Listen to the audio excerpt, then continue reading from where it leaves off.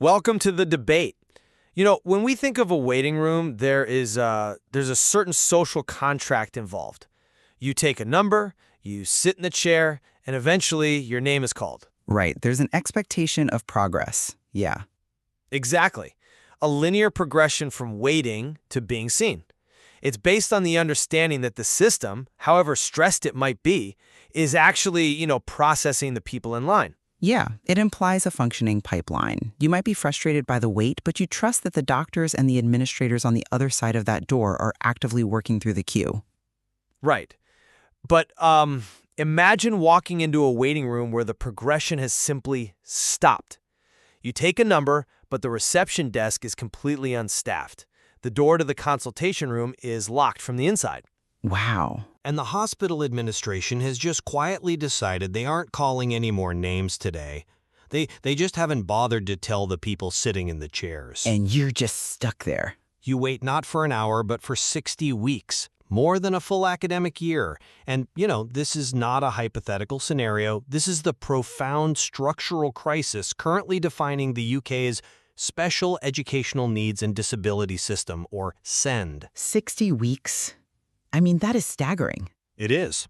The normalization of a 60-week delay for an educational psychologist assessment has become the grim hallmark of institutional paralysis. Losing a year of schooling while waiting for a piece of paper, it effectively removes some of the most vulnerable children from the educational system entirely, right during a crucial developmental window. Yes. I mean, it is the absolute definition of a catastrophic failure. It really is. And today, we are examining the central conflict presented in our source material surrounding this crisis. Is this delay fundamentally a governance failure?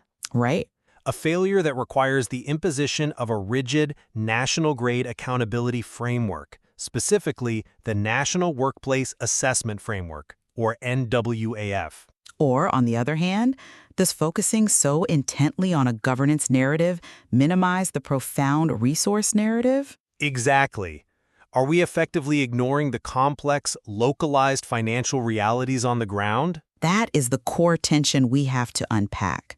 We are looking at a system in structural breach, but how we define the root cause of that breach entirely dictates the cure we prescribe. Absolutely.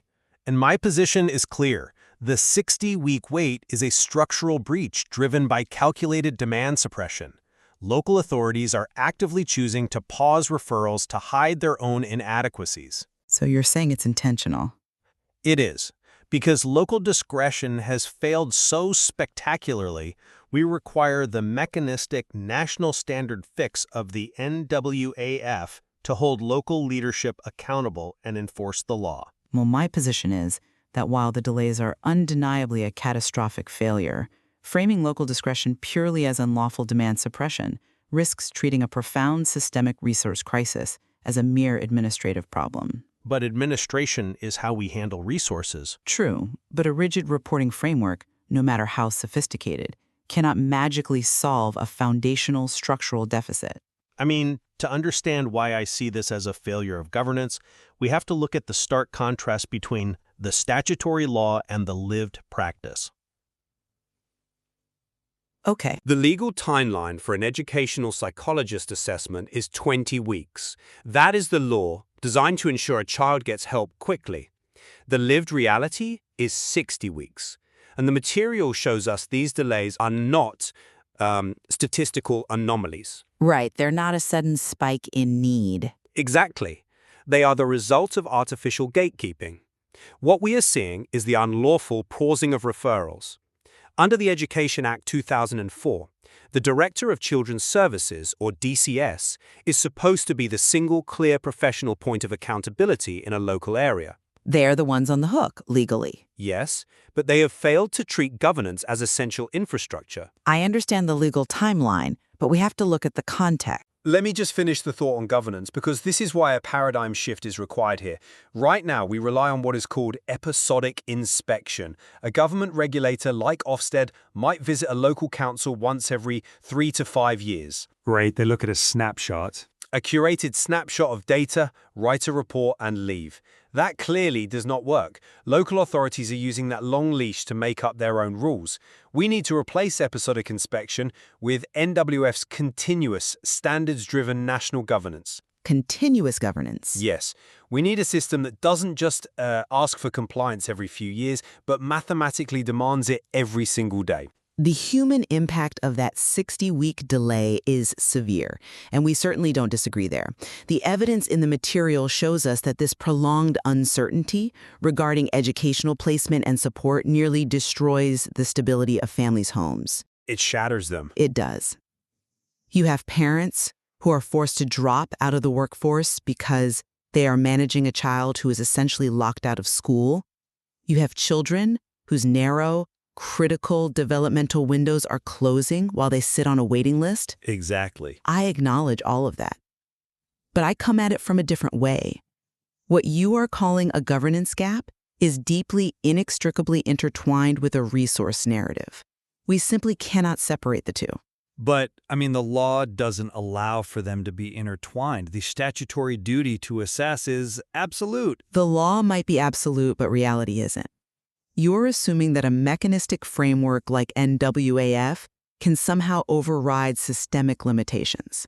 If these bottlenecks are fundamentally budget-driven, which the evidence heavily suggests they are, mandating a strict national standard over local discretion might simply shift the bottleneck down the line. How so? Well, you can mandate a 20-week timeline on paper. You can threaten the director of children's services with legal action. But if there are literally no educational psychologists available in the county to perform the assessments, which is a staffing issue, yes. Right, or no specialized speech therapists to provide the care once the assessment is finally complete, a new governance structure does not create actual educational provision.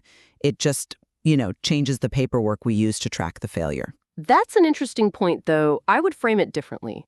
When you say it is budget-driven, you are giving local authorities a convenient out that the statutory framework absolutely does not provide. It's not an out. It's just the reality of their finances. Let's look at the actual nature of this demand suppression. If you're a parent listening to this, hearing that a local authority might actively choose to pause your child's referral probably sounds borderline conspiratorial. Yeah, it sounds malicious. But the judicial review data shows this isn't a conspiracy theory, it's a documented administrative strategy. These practices, like internally instructing schools not to submit assessment requests unless a child is facing imminent expulsion, have faced judicial reviews precisely because they represent a calculated circumvention of the statutory duty to assess. But calculated circumvention implies a level of malice that I don't think the data supports. It doesn't have to be malice. It's self-preservation at the expense of the child.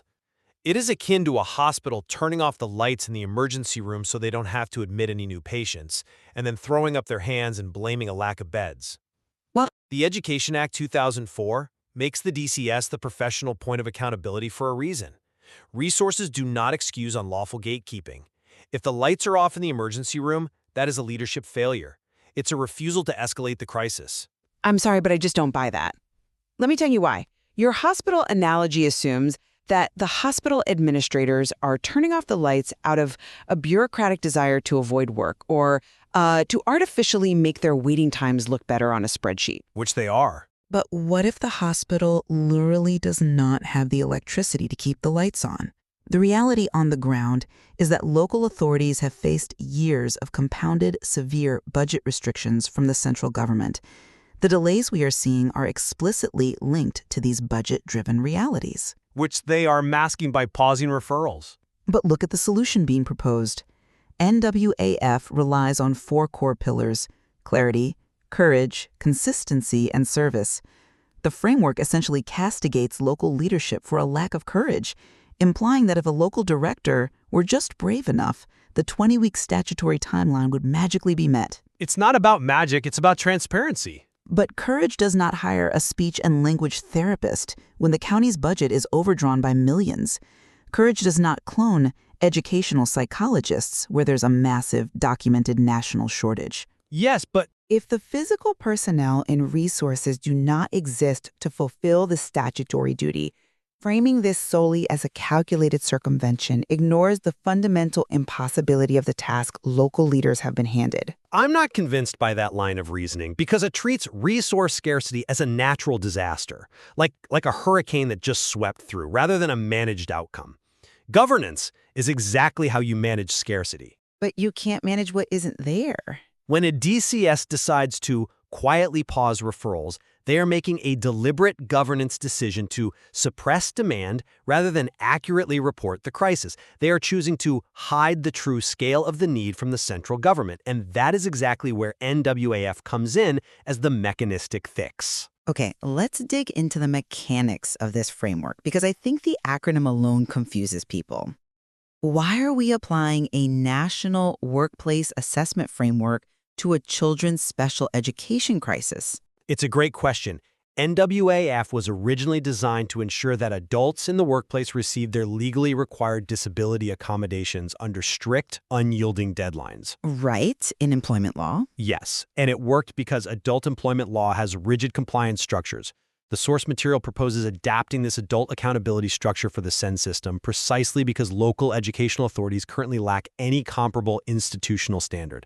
NWAF operates on a highly structured three-step pathway: request, assess, implement. So how does that look in practice compared to what happens now? Let's take the request phase.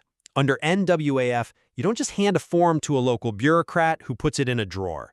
There is transparent, documented intake into a centralized system. So it's tracked from day one. The moment a parent or school logs a request, it is time-stamped in a national database.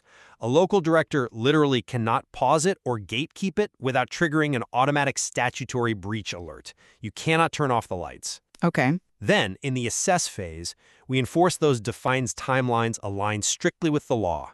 No budget-driven delay is permitted as a rationale for missing the deadline. So the system flags the failure immediately. Exactly. And then the implement phase demands rapid delivery of the provision once a need is identified. The four pillars you mentioned, clarity, courage, consistency, service, they aren't just corporate buzzwords. They are designed to eliminate the deliberate confusion characterizing the current crisis. By forcing them to report it. Yes. Courage isn't about magicking money out of thin air. It's about the courage to log the real data, to refuse to hide the demand, and to force the system to report exactly where and why it is breaking. If a local council hits a fiscal wall, NWAF forces them to escalate that failure to a founder authority rather than allowing them to quietly bury the child's needs. I want to talk about that escalation. But first, I will grant you that the transparency of the request and assess phases is incredibly valuable. Documenting the true scale of the need without local gatekeeping is a vital first step. We have to know the numbers. We need to know how many children are actually in the queue. But let's critically examine the practical reality of that final phase, implement. The NWAF oversight role promises trend analysis, continuous engagement reports, and escalation to this founder authority. The founder authority being the ultimate legal backstop, a central government department or regulatory body that holds the mandate to intervene. Right. But more reporting mechanisms, more version control on a child's care plan, and more engagement reports generated for a central body do not equal the actual delivery of a service. It drives delivery, though. To borrow your vehicle analogy, NWAF is like installing a state-of-the-art GPS system in a car that has no engine. It will tell you exactly where you are failing to go with absolute time-stamped accuracy, but it still won't move the child forward. But it is much more than a diagnostic tool. The version control in the implement phase, for instance, prevents a local council from silently downgrading a child's legally mandated dedicated one-on-one aid to shared classroom assistance just to save money without triggering a formal, legally binding review. But again, trigger to whom and with what real-world consequence? If an assessment is completed in 20 weeks because NAWF mandates it and forces the local authority's hand, but the specialized therapy required by that assessment simply does not exist in the municipality, the implement fails. But it fails publicly. True, but my fear is that a framework designed to protect educational rights might just mutate into a new, highly optimized type of bureaucracy.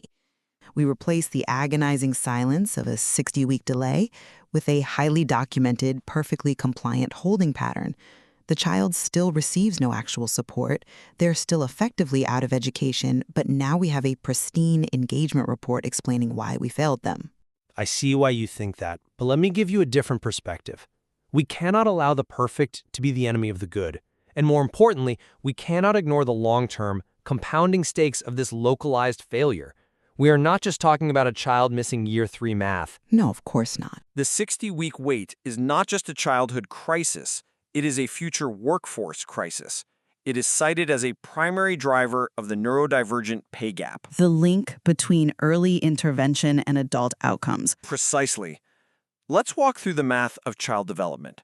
When a 7-year-old waits 60 weeks, over a year, for an assessment, they are missing fundamental interventions during critical windows of neural and social development. Yeah, they fall behind so fast. Without support, they fall behind in literacy.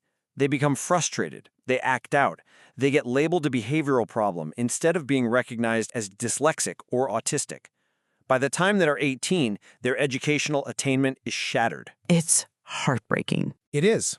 And that educational alienation translates directly into adult economic inequity when they enter the workforce. Therefore, NWAF is not just educational governance, it is essential economic infrastructure. If we do not mandate national governance now to stop this gatekeeping, we are actively participating in systemic discrimination that carries over into adulthood. That's a compelling argument. But have you considered that tracing that exact timeline proves my point about the danger of relying on a hollow framework? How so? I agree entirely on the stakes. The compounding math of child development is exactly why I fear relying solely on a national governance framing.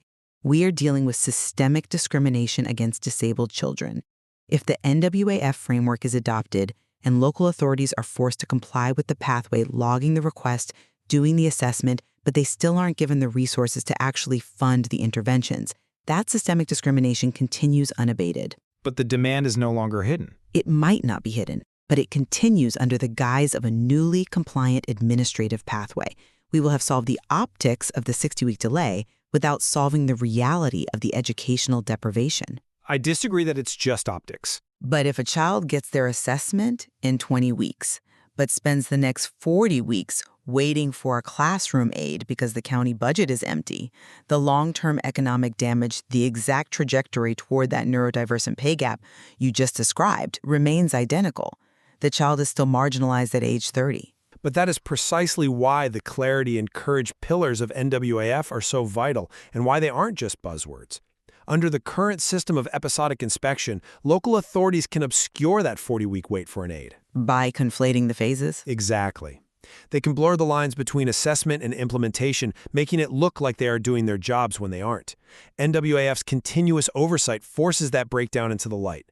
It demands that the Director of Children's Services is personally accountable for the entire pipeline. Right. If the money isn't there, NWAF provides the exact, irrefutable data required to prove statutory failure to the central government. It turns a localized, silent tragedy into a national, highly visible statutory breach. You simply cannot fix a resource deficit until you have honest governance that refuses to suppress the demand. True. Data is power, and knowing the true scale of the need is critical. But data without enforcement is just an archive of our failures.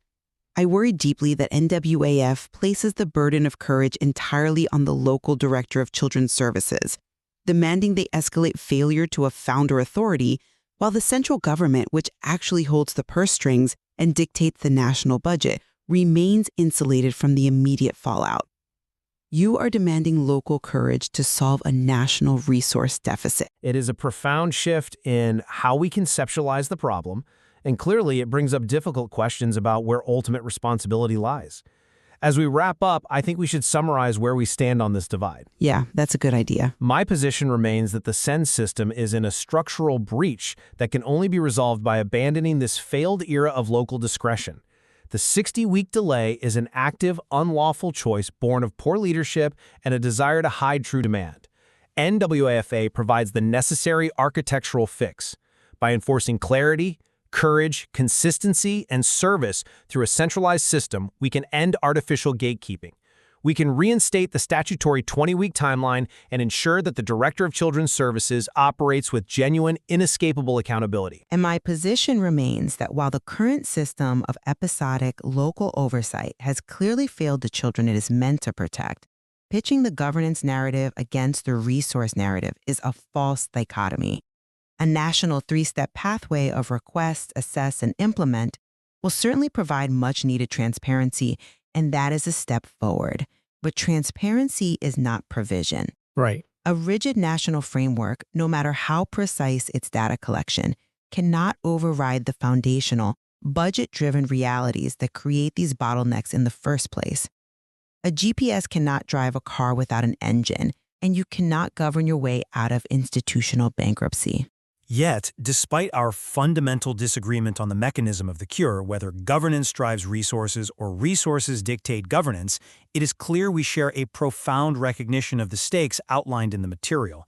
This 60-week delay is not a bureaucratic hiccup, it is a systemic barrier that devastates family stability and actively harms children. That is undeniable. The compounding stress on the family unit, the loss of employment for primary caregivers, and the psychological toll on a child locked out of learning, it is a thoroughly destructive force that demands immediate resolution. And we see the direct, undeniable link between this childhood delay and long-term economic inequality.